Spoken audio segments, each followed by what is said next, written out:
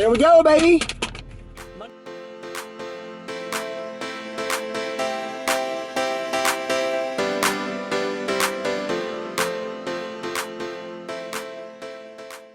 Happy Tuesday, everybody in the quirk. We are checking out Washington and Bear. Both of them are in the final stages. They're both going to be done this week. Well, Washington, that's not true. We're waiting on the windows. Waiting on the windows to get in.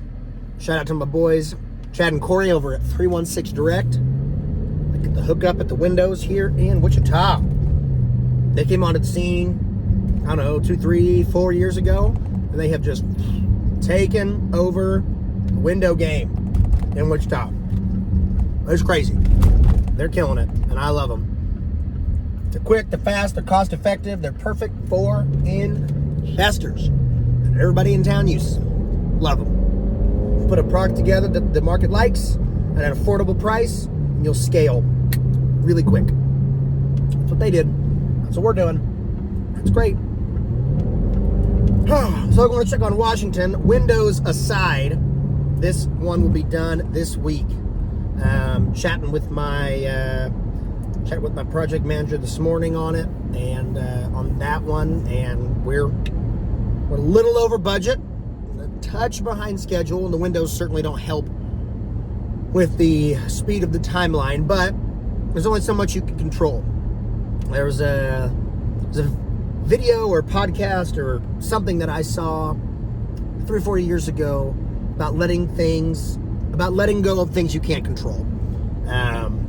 It was a former Navy SEAL, and he got asked something about whether he was scared or anxious, before they'd go on a big mission, and he said, absolutely. I mean, these are the baddest motherfuckers in the world, these Navy SEAls. They're the baddest dudes on the planet. They're scared. They get scared. They get anxious. But, they've got a trick, and, he's a business consultant now. I can't remember what his name was. Anyway, he's got a trick that they used to use in the SEALs that he uses with his executives and stuff. He does business consulting now. It's, what are you scared of? Write down everything about this project or this task or this job or whatever it is that scares you. Write it all down. Cross out everything you have no control over. That list goes from this long to about this long real quick. And it puts everything into perspective of what you can be worried about, what you should waste your time focused, or what you should spend your time focused on, and not waste your time trying to control things you can't control. And that was one of it was just a short 20, 30 second clip from this podcast or audiobook or speech or something, and it's stuck with me for years. And there's only so much you can control, and you've got to build that into flipping houses or any business, but specifically to me, build in that level of uncontrollableness into every single one of your rehabs, into every single one of your projects, into every single one of your ventures. You've got to build in a level of shit's gonna go wrong, and you just roll with it. Expect it to happen, anticipate it to happen, build it into your budget, build it into your timeline, and we always do. So, food for thought on a Tuesday morning, almost afternoon.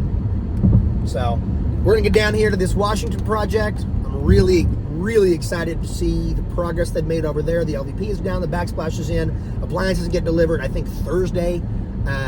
So we'll be done with an asterisk, windows aside, this week, and then we will go on the market as soon as windows are in, paint's touched up around them. We'll get pictures. We're on the market, and we gonna sell this thing. Work.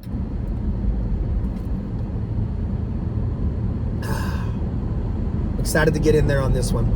This one was brought to us by my local banker here in town that I've got a great relationship with, and he had reached out to me. This one was one that they were about to start the foreclosure process on, the formal foreclosure process on an estate. Someone had passed away and left it to this estate.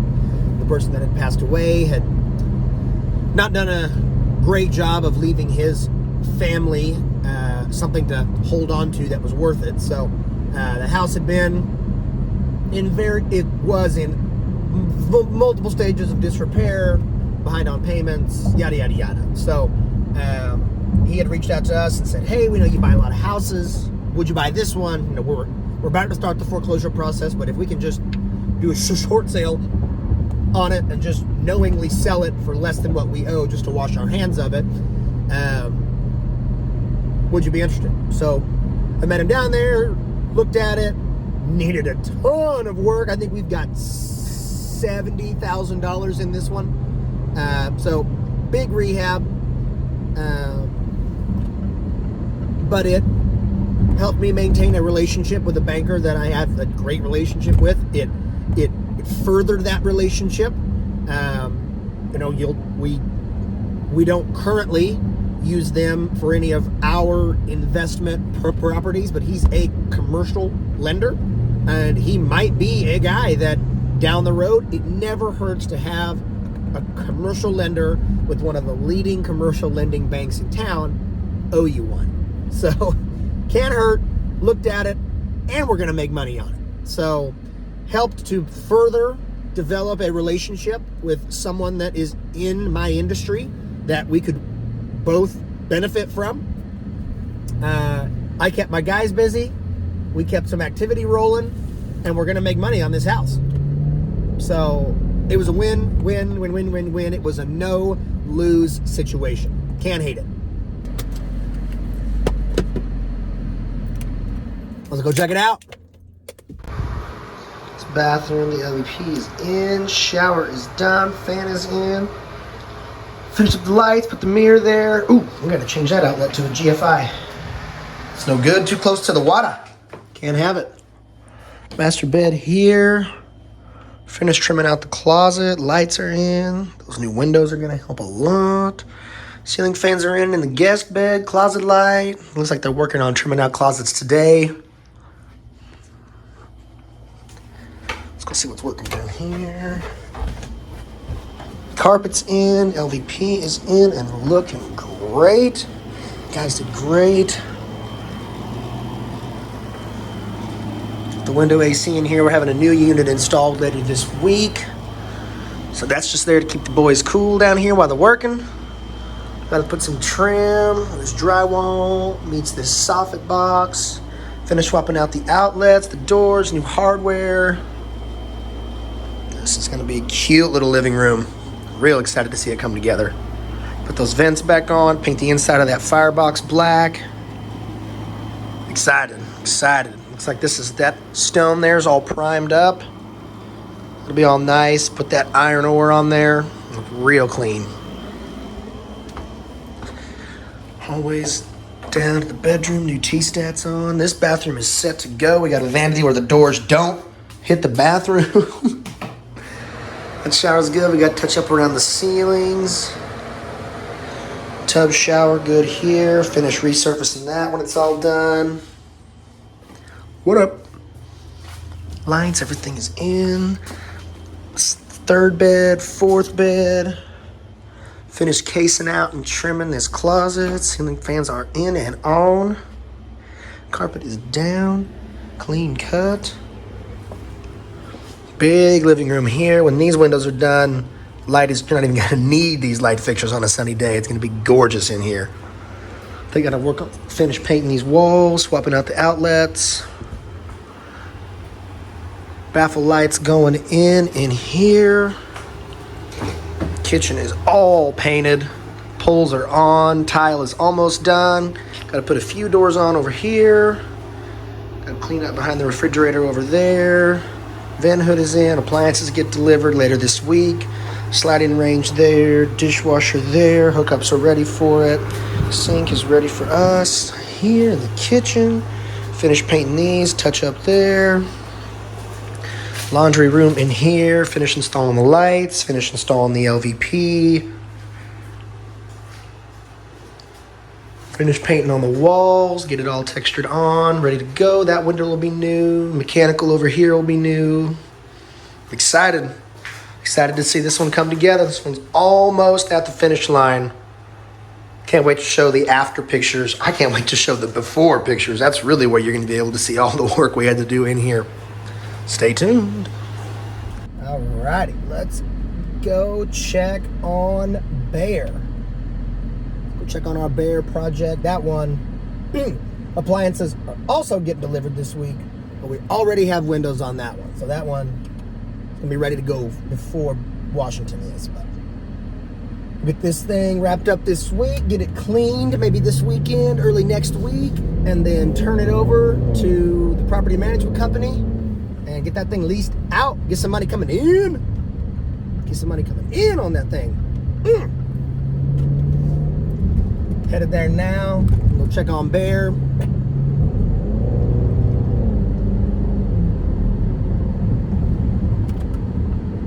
You know, people are... I've been asked before, and I'll be asked again, I'm sure.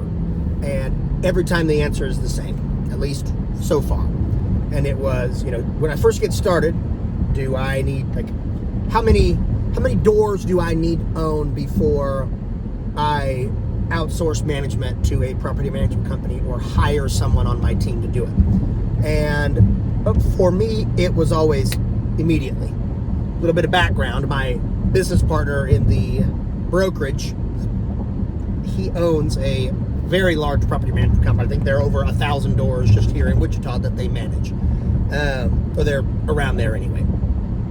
So before I started investing in real estate for 3 years, worked elbow to elbow with him and saw the inner workings and behind the scenes of a property management company and managing rental property, managing tenants, managing owners, maintenance, repairs, leaky this and busted that. And man, I just tell you, after seeing behind the curtain and seeing both sides of it, it is well worth what I get charged by a property management company to do it. Without a question. For me, it's always been like, if 8 or 10% is the difference between you cash flowing and making money on that property that you're going to buy and not, don't fucking buy it. If 8%, 10% management fee is what's holding you up, like, man, I would buy this deal, but I'd have to manage it myself because I can't afford to pay a project manager without losing money on the deal, don't buy it. That is way too tight. You are an HVAC or water heater or toilet issue away from losing money for the whole fucking year. So let's say for a house, 3-bed, 1-bath, it rents for $1,000 a month. You're paying the property manager $80 a month to lease it out, collect the rent, coordinate the maintenance, coordinate the contractor to complete the maintenance, field the calls, relay information to you, get your approval, do all the accounting, keep the ledgers, and send you a monthly report. All of that for $80. You could, I would be losing money if I did all of that on our stuff for $80 a month. B, if I hired someone internally on our team, I couldn't pay them $80 a month. That's not enough. I'd have to pay them $50,000, $60,000 a year, and then I'd have to manage that person. I'd have to create the softwares. I'd have to do all of it. From my first door I ever owned as a long-term rental, it was immediately turned over to a property management company. I have never, ever managed one. I won't do it. I won't have it in-house, at least right now. I say that with a lot of confidence. I would have to have hundreds and hundreds and hundreds of doors to internalize that operation and have enough to keep 1 or 2 people on staff busy with just that. So for me, it's anytime anyone ever asks me, it's the same answer. Would you do all that for $80 a month? The answer is almost always no. I've had one person that I think was just being a dick, be like, well, yeah, it's $80. $80 is $80. And I'm like, instead of worrying about saving, quote unquote, saving those $80, Think about the opportunity cost that you're losing not executing and operating your business for those X amount of hours it takes you every month to handle all of that yourself. Let's say it takes you 10 hours. That's $8 an hour. I don't know about whoever's watching this. I'm worth more than $8 an hour. My business will literally lose money, either a realized loss or an opportunity cost loss, if I'm doing $8 an hour shit. The lowest paid person in our organization would be losing money if they did $8 an hour shit. So the property management game is a game of scale. That company works. That business model works, obviously, with a multitude of doors. It's an economies of scale kind of game. And for me, we don't have that kind of scale in our long-term rentals yet. But like I said, we're talking hundreds and hundreds and hundreds of doors for the economics of it to pencil out. And we're so far away from that right now, I could not even fathom having my own management. Outsource that 8 to 10% a month. Don't worry about losing or saving those $80. You should be focused on what you can do to go make $80,000 for your business, not try and save your business $80 fucking dollars. She know how to back it up, drop it down. Turning on, baby. BB. Turning on, baby. Baby girl. Turning on, baby girl. Whoa, I need to buy that house. Buell. I want it. Oh, golly. If you're in the Wichita area and you want to make some money bringing me houses to buy, you got time on your hands and a car and you can write stuff down, go drive around neighborhoods, find me some shitty, ugly fucking houses, bring them to me. If I buy them, you'll make some money, guaranteed. I love paying referral fees. You bring me a house and I buy it, I'll give you whatever you want, dude. We're here at Bear. Let's go check her out. Our landscapers, they brought in the fill dirt last week. Grade away. They're going to come back, level that out, bring the gravel in here, redo the driveway. Light fixtures are on. Doors are painted. Ready to rock and roll. LVP is down. Windows in. Lights in. Kitchen in. They got to do some touch up. I got the green tape all around. Level out the hinges. Level out the pulls. Touch up the walls. Fridge. Stove. It's all good here. Gonna have a new T-stat installed and get that serviced and installed. Carpet goes in tomorrow. The bedrooms in here. Anybody wants a stove, let me know. Closet is in and good. We got to get that painted.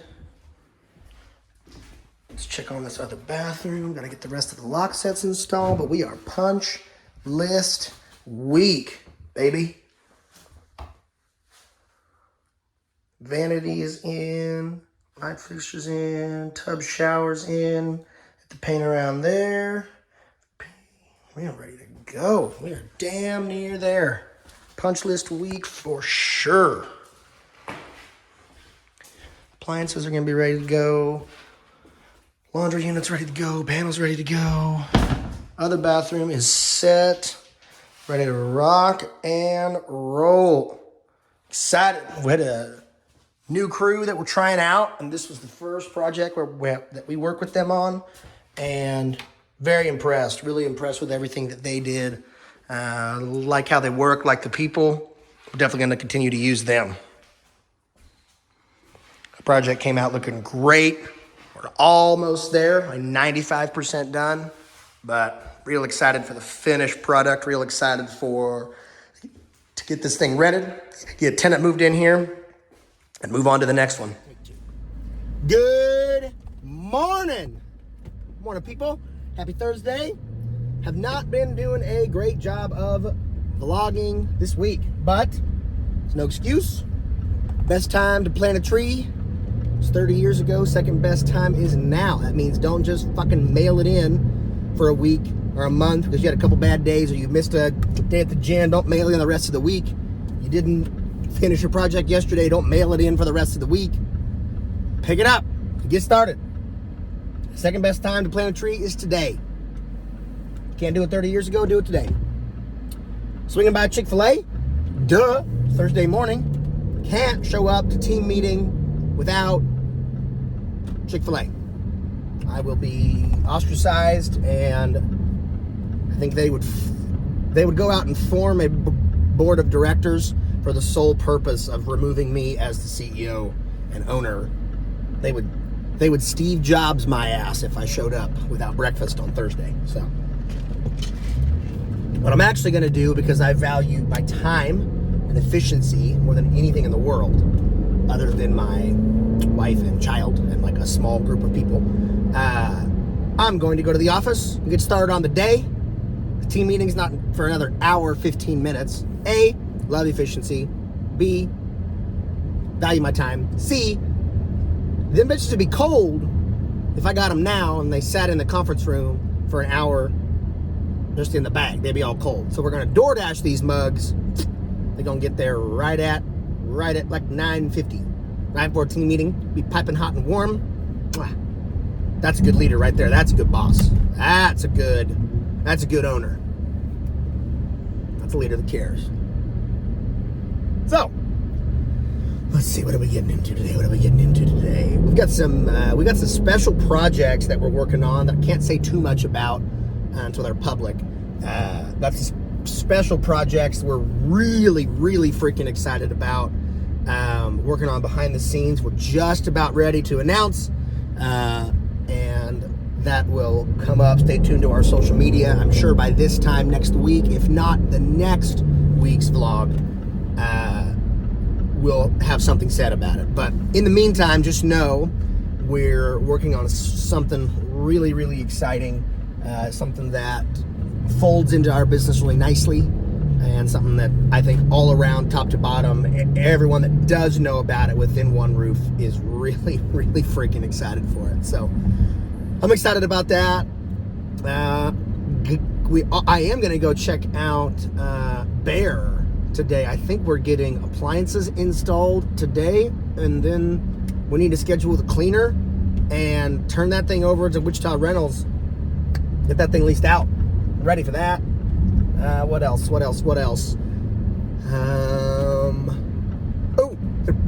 They got started on the inside. They got the demo done. The paint. They got the demo done, and the priming started yesterday on our Calvert project on the inside. That one is moving right along. They already got the walls patched and ready. They already got them textured. We're ready to go with primer. They got started yesterday, and they should start interior paint today, which means after that we're laying LVP, hanging doors, lock sets. We do have to redo the bathroom, and that's going to be a time-consuming piece, but this new crew of contractors that we are trying out right now, I'm on daddy duty this weekend, and I'm so excited about it. My wife Haley, she's going out of town for a bachelorette trip with some of her friends, one of her friends. It's her bachelorette trip, not my wife's bachelorette trip 2 years later. Although that's not a bad idea. We never really had them. We eloped to Florida after COVID shut down 4 attempts of getting married on a cliff in Mexico. COVID shut that down. The border was shut down. This was peak COVID. So we ended up eloping to West Palm Beach, Florida. And we had it all set to get married on the beach. It was going to be awesome. And it fucking poured. I mean, stormed. Lightning, thunder, raining sideways, the whole nine. The day, it was sunny and 85. I think we were down there for like 5 or 6 days total. And all the other days that we were there, it was sunny, 85. We golfed, sat by the pool, went shopping, went out to eat. We walked everywhere. It was gorgeous. And the day of the wedding, the afternoon of the day of the wedding, the morning was perfect. Afternoon, downpour, torrential fucking downpour. And lightning had the beach totally cleared out, and the lifeguard was nowhere to be seen. And so we're like, fuck it, let's get out there and just do this, risk it for the biscuit. It'll be a cool story. Well, the lifeguard saw us and ran over there and was like, you guys can't be here, you can't be on the beach, there's lightning, yada yada yada, safety concerns, whatever. And so I was like, what about this sand volleyball court on the other side of the fence that's not the beach, like right here. And he was like, it's not my beach. I can't stop you. So we got married on a sand volleyball court next to the beach where we were supposed to get married in Florida after COVID shut down 4 different attempts, 4 different bookings and airline and credits, and on hold with fucking United for an hour and a half. Every other week, we needed to change our flight and change the booking at the hotel. It was a whole thing, 4 fucking times. We ended up getting married, sand volleyball court in the pouring rain. We never posted the pictures anywhere. We have them hanging up in our house. We never posted them anywhere, and they're my favorite fucking pictures to look at because Haley's hair is matted like a wet dog, and her makeup's running down her face, and my jacket is soaked, and it's awful. Like our vows, we had them handwritten, and we have them in a little shadow box on the wall, and they are soaked, like ink running down. It was anybody else, it was awful. I think it was the best. If I could marry her 1,000 times again, I would do it the exact same fucking way. I would wait until there was a rainy, lightning day to where we could get married on the same sand volleyball court in the middle of a rainstorm, because they are my favorite pictures of all time. I love them. So, long walk for a short drink of water. She is on a bachelorette trip. She just left this morning. So it is me and baby girl this weekend. I'm real excited about that. A little daddy-daughter time. I'm excited for it. We're about to eat. Might go to the driving range. We'll see. I mean, we ain't got mom around here to be like, put on sunscreen, wear your seatbelt. Okay, Haley, if you're watching this, okay, Haley, do your mom stuff. We're gonna have a blast. We're gonna have a freaking blast, and I'm so excited for it. Hashtag girl dad. Pumped about it. So I'm headed to the office right now. Gonna get the office opened up, DoorDash, Chick-fil-A, get some work done, a team meeting. We got some content, some stuff we're gonna shoot today. Let's see. I gotta schedule a podcast for next week. Really excited about the guest we have on next week. This dude is he's a freaking killer. He is a monster in the Wichita real estate game. So I'm really excited to have him on the show next week. Stay tuned for that. And then we're gonna go check out a couple projects this afternoon and see what's popping off. Let's get into it. Yeah. So anytime we're reconfiguring or new configuring a kitchen, I always make sure to have drawer stacks next to where the range is going to go. Always the best. It's little details like that when a buyer walks in, and people talk about it all the time. That the wife's the one that makes the decisions. When they're looking at homes, and if she can get in there and she can look around in the kitchen and she can feel that triangle of function from the sink to the dishwasher to the stove, and really feel that it's laid out appropriately and some thought went into how it was laid out versus just put it wherever it needs to go and move outlets and whatever. We'll just run wires and put cabinets around it. And you gotta taking the time to understand the layout and the function of the functionality of the kitchen when it's all said and done goes a long way in those little details with your inevitable buyers at the end, that can feel that you went the extra mile, you didn't cut corners, you took the time to lay it out. And it may take 2 or 3 rough drafts to get it right when you're laying out a whole new kitchen from scratch, but doing it right is ultimately the end result that everybody wants. You don't want to get a reputation in town as someone that just puts lipstick on it and moves on. You don't want that. You won't be in business long.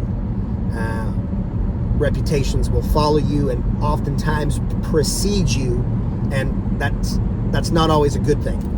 So finding a way to add extra details, add extra touches, show that you took extra time and really thought things through on your flips goes a lot farther than you'd think with your end buyer, especially in a competitive market where there's lots of, remodeled, rehabbed houses, a lot of flips on the market. Like in Wichita, there's a ton of people flipping houses right now, which is fine, which is great. I love it because it doesn't really bother me from a competition perspective because A, there's plenty of freaking deals out there. B, I know our product is better than 90% of everything else that's on the market. So you stack ours up against 90% of the others for the same $130,000. Ours wins every freaking time. Our house is the house that the buyers to get the other house are sad about because they had to settle for the second one. Ours is the one that they wish they would have got because we pay attention to those little details, because we take the extra time to lay it out, because we take the time to do it right and go back at the end and do our final walkthrough and touch up and make sure the light bulbs are all screwed in the same and that, one's not an Edison bulb and one's an LED and one's a halogen. Like, we're making sure we're putting together the best, most uniform, consistent, strong product that we can. You'll always win. A great product in a good neighborhood at an affordable price is always going to be in high demand. That's just the fact of it. So if you can put that out, you'll have no problem selling it to a wide pool of buyers that can afford it and that want it. And that's what you're going after. You want as many people to be able to afford your product and want and desire and respond to your product as possible. How do you do that? Make it affordable, make it a solid product that is going to last, not start peeling and falling apart next fucking month, and make it desirable, make it something, make your finishes and your fixtures and your layout attractive to your buyer. That's ultimately what's going to win out in the long run over everything else.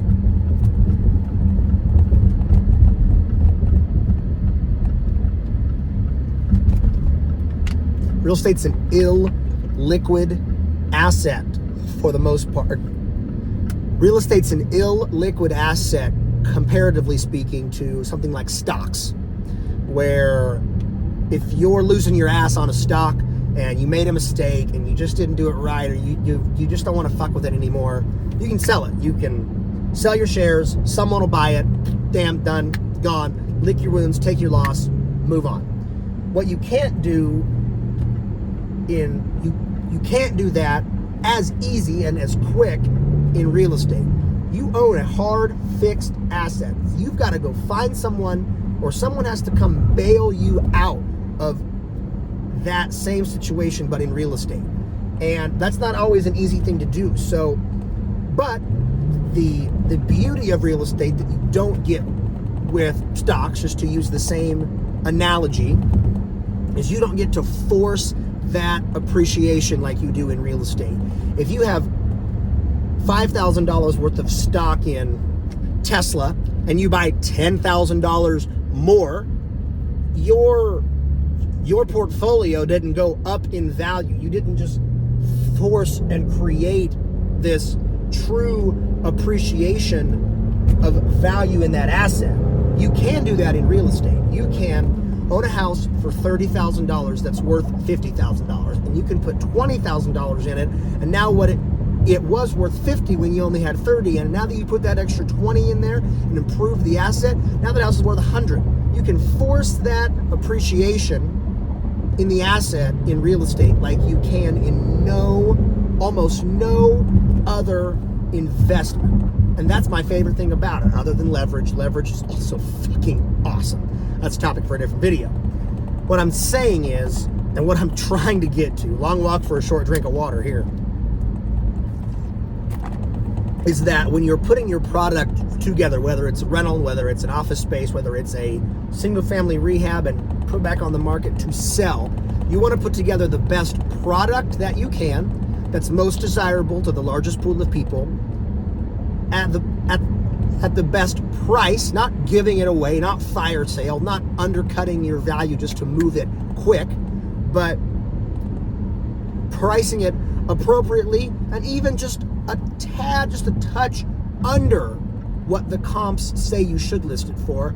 If I'm running comps and it's saying it's a 155 house, I'm listing it all day long at 149.9, and I bet you I get 157 after it's all said and done. I want the most amount of people to be able to afford this house, want this house, desire this house, and compete for this house that I can get. And that's always my strategy. You put together a good, solid product that looks awesome and everybody wants, and you price it just a hair under what the market says it's worth, and now you've got all those people that wanted it and desired it competing over it. That's what you want. That's the key right there. Too many people would see that, you know, your comps say it's worth 155, and you say, well, yeah, but mine's awesome, and mine's this and mine's that. I'm gonna list it for 160, and you're gonna end up selling it for 152, because then you're gonna end up chasing the fucking market down with price reductions and open houses and just trying to convince people to come and buy your house, to come and buy it, to come and take it. And I don't want to convince people. I don't want convincing. I want competing. So I'll put it a hair under what it's worth versus going a hair over, because I think it's worth a little bit more, because I want that competition. That's what I want. I want multiple people bidding on it that want that house, that want that deal to be theirs. That's what I want. And that's what I that's always my pricing strategy. And I'm not alone in that, but too many people go the other way and say, well, mine has granite, so does mine. Mine has LVP, so does mine. Mine's got this, so does mine. I'm gonna undercut you, take everybody that wants yours and mine, they're gonna compare them, they're gonna come to mine, and I'm gonna get them.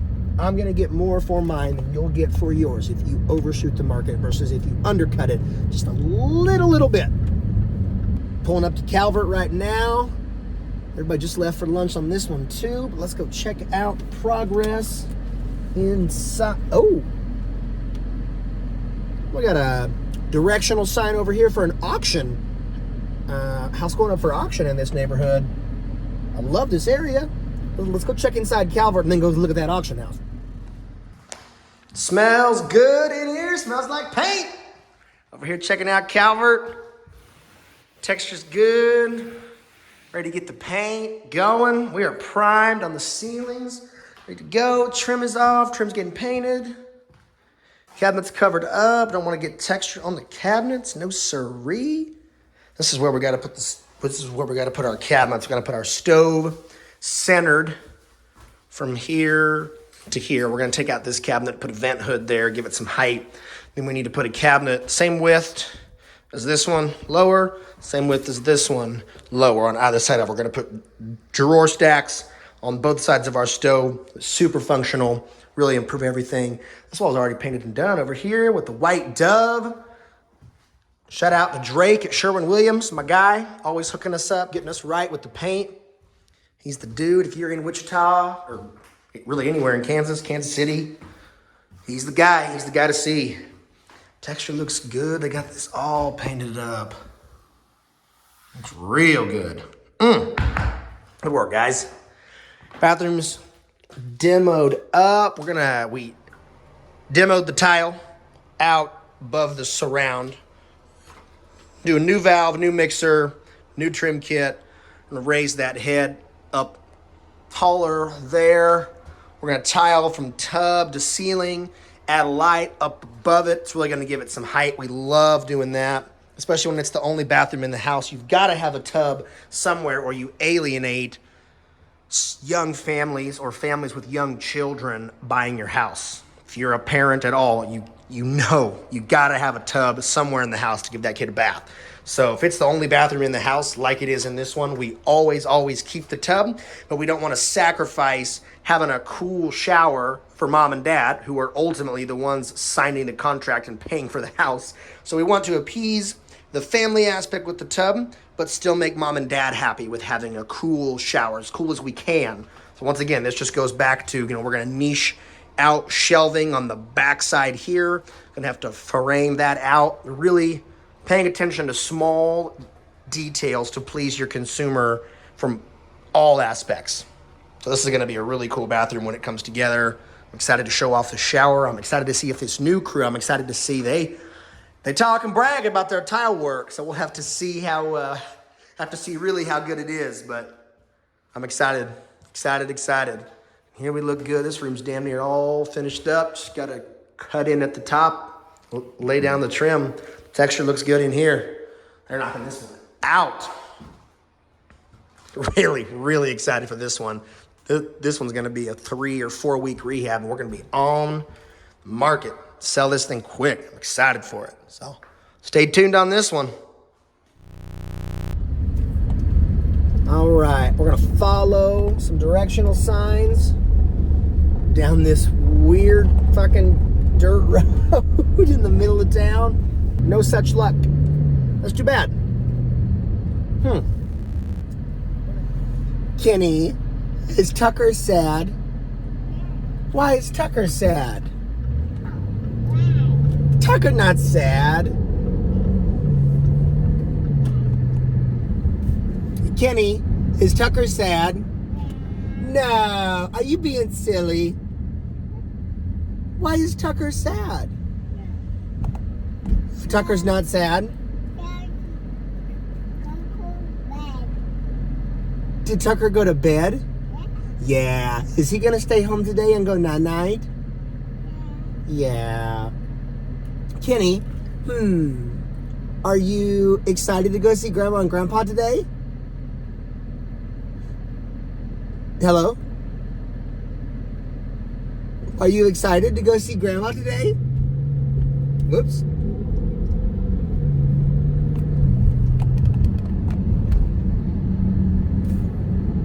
Kenny, are you excited to go see Grandma? No? Whoa. Are you excited to go see Grandpa? No Papa either? Who are you going to hang out with?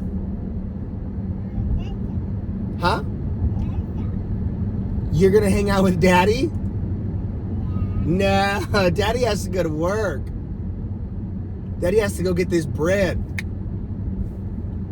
Kenny, do you want Daddy to get this bread? Yeah. Does Mommy get this bread? Yeah. Does Daddy get this bread? Yeah. Does Kenny get this bread? Yeah, you do? All right, you can start paying for your own daycare. I just got a raise. That's what I'm talking about. Kenny, I've got video witnesses that heard you say that. Nope. No backing out now, kid. Yeah. Kenny, are you going to have a great day? No, you're not? Are you being silly? You being silly, huh? It sounds to me like you're being silly. Sorry, Kenny. I was committed to that turn. That light went red right when I got through. I was trying to roll through a yellow. Woo-wee! I was committed to that. And God for superchargers. What do you think, Ken? You like it? No. Do you want to go vroom vroom? Do you want to go fast? In Daddy's car? Yeah, you do. Okay. Well, we can't. We're on a residential street. And I respect that. Good morning, everybody. Just dropped baby girl off at Grandma's. School's got a in-service yesterday and today, so no daycare till Monday. But we've got a great set of in-laws. Haley's parents are awesome, and they live like 2 miles away from us. So if we ever need a babysitter, they are always down, which makes sense because A, she's adorable, B, she's a blast, and C, from what I hear, being a grandparent is way better than being a parent. So I can see why they want to hang out with her all the time. And we like to take them up on that. Get our date nights, get everything in that we get in. Date nights, happy hours, concerts, going out of town. We've got a great support system around us when it comes to built-in babysitters. Love it. Love it, love it, love it. So, got my juice. Headed to a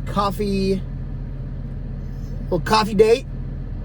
Every other Friday, my business partner, Jason, and I meet at Reverie, of course, local coffee shop here in Wichita. And, we got an agenda. We're going over high-level stuff. Kind of an offsite, gets us both out of the office. He's got a different business. I'm running one roof all the time. So this gives us a chance to both get out of the office, get offsite, and have some damn good coffee and just dive into what we're getting into. Dive into new projects, dive into reports from the previous month, audit our marketing, talk about new ideas, new strategies, new software, anything. So this is our weekly or bi-weekly ownership, leadership meeting. It's always something I look forward to. We give ourselves 2 hours. We go from 8:30 to 10:30 every other Friday morning, and we get some shit knocked out. I would argue these are the two most productive hours of my week sometimes, because we get into it. We knock some shit out.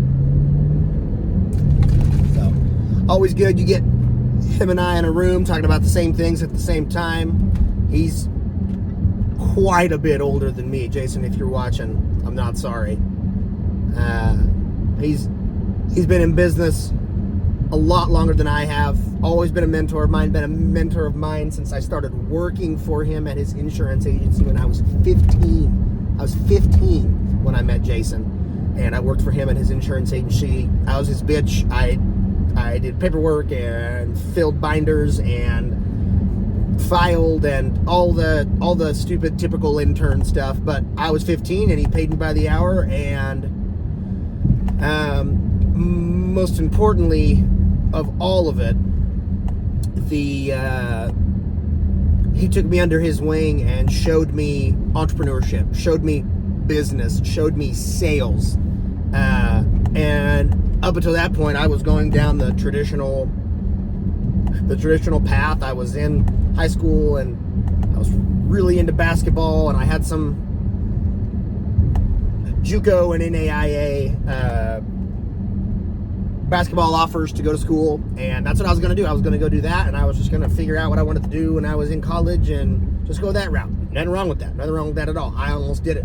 And had it not been for Jason showing me sales and entrepreneurship and, being around him really right when he started to come into, about 10, 11 years into his business, because that was 10 years ago when I was 15. Right when he really started to come into his success and his agency really started to level up.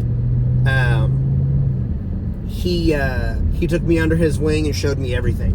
Showed me behind the curtain, the Wizard of Oz. He showed me everything about business I could know, and I just sponged it up. I was there every hour I could be working there. If it meant filing after basketball practice on Christmas break instead of going home and hanging out, that's what I did. I'd go home and put my dress pants on and a shirt, and of course, and I'd go and file over Christmas break or spring break or summer break or Saturdays or any time I could be around Jason and soak things up. I took advantage of it. So that's why I picked Jason as a partner when I wanted to start this. It wasn't just that, he had the financial backing that we needed, to go to the bank, get the loans that we needed to buy the realtor that we needed when I was still too young to, banks would laugh me out of a room. When he and I started working together, yes, that was important, but I know 15 people that would have done just the money part. That's an easy thing to find. What was harder to find was a true partner, someone that shared in the vision, someone that shared in the value, someone that shared in how we're going to do it, and was similar enough to me that, you know, we could get along and that it would be fun all the time. So we have a blast, but also different enough in their perspective, in their journey, in their experience, that it brought a whole new perspective, a whole new set of eyes to every single issue that we tackle. You know, he's made mistakes over the course of 20 years, and some mistakes he's admittedly told me after the fact. I saw this coming, but it was a small and mitigated enough mistake that I wanted you to make it, I wanted you to feel it, and I wanted you to experience that with the business. Big mistakes, ones that he sees coming or that he's made in the past and doesn't want us to have to feel the sting and the pain of it again. He came in and he's always there to offer that level of insight. I've got an incredible mentor and partner and friend in Jason. So I look forward to these every other week, if nothing else, to catch up on how he's doing. But that's only the first couple minutes of these meetings. Then we get right freaking into it. So that's what I'm excited for. I'm pulling up to Reverie right now. He said he's going to be a few minutes late, so that gives me time to get my coffee and get settled in, get us a good table. We are known for finding good real estate. I thought that was funny. Not everybody can be hilarious. Not everybody can be hilarious. Go and park this thing right here.